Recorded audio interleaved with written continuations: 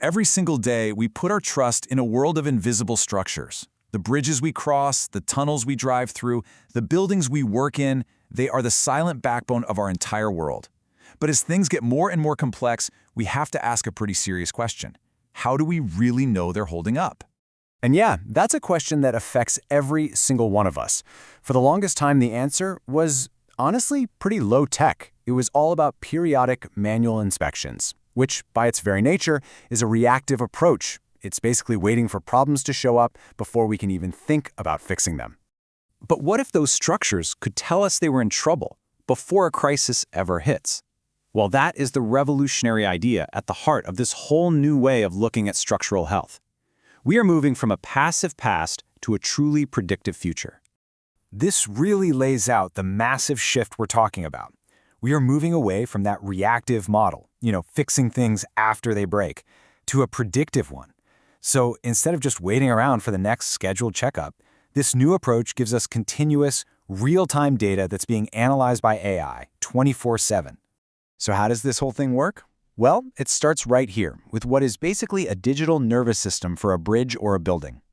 Thousands of these tiny little Internet of Things, or IoT sensors, are put in critical spots, and they're constantly measuring tiny changes in vibration, strain, and movement that are completely invisible to the human eye. But here's the problem. Sending all of that raw data up to the cloud is slow, it's inefficient. The solution? It's called edge computing. Just think of these as powerful mini-brains that live right on the structure itself. They process all that sensor data instantly, right on site, filtering out the noise and figuring out what's actually important. And this solves another huge problem: data privacy. Using a method called federated learning, the AI models actually get trained locally on each one of those little edge devices. This means the raw sensitive data never has to leave the site. Only the learnings, the insights, are shared. It's way smarter and a whole lot more secure. Okay, so this chart kind of pulls all those pieces together. You can see the data flows from the sensors, it gets analyzed instantly on site by the edge computing devices, which then securely train the AI models using federated learning.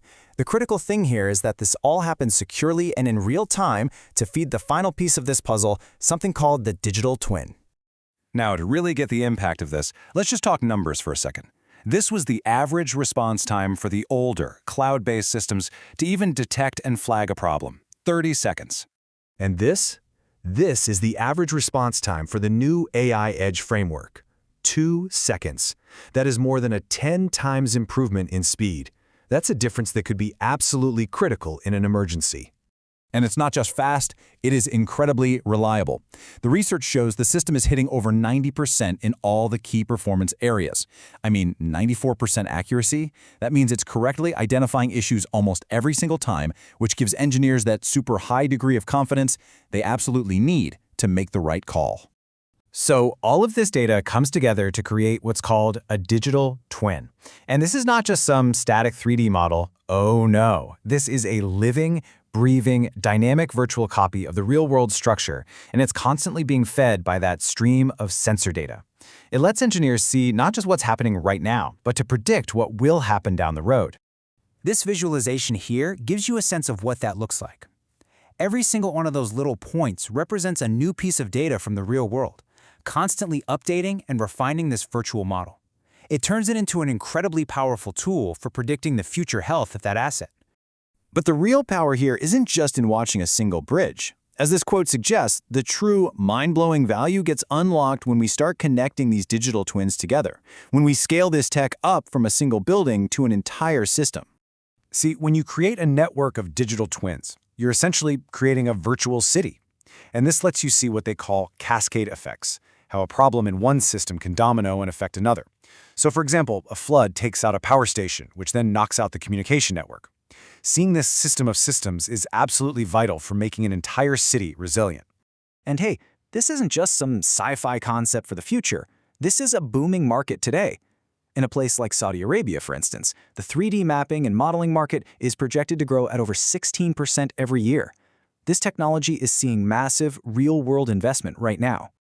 So what's driving all this? Well, you've got these huge mega projects like NEOM, you've got widespread government investment in smart city initiatives, and you've even got brand new applications in creating immersive tourism and entertainment experiences. This tech is becoming foundational to how we build our modern world. So the most important thing to take away from all this is simple. We are witnessing a complete and total shift. We're moving beyond just fixing things that are already broken, and we're entering an era of predictive and preemptive governance, where we can actually anticipate and prevent failures before they even have a chance to happen. And that leaves us with one final, really important question to chew on. As our physical world becomes mirrored by these incredibly complex, living data models, the next big challenge is going to be ensuring that the smart, resilient, and efficient cities we build are also equitable and inclusive for every single person who lives in them.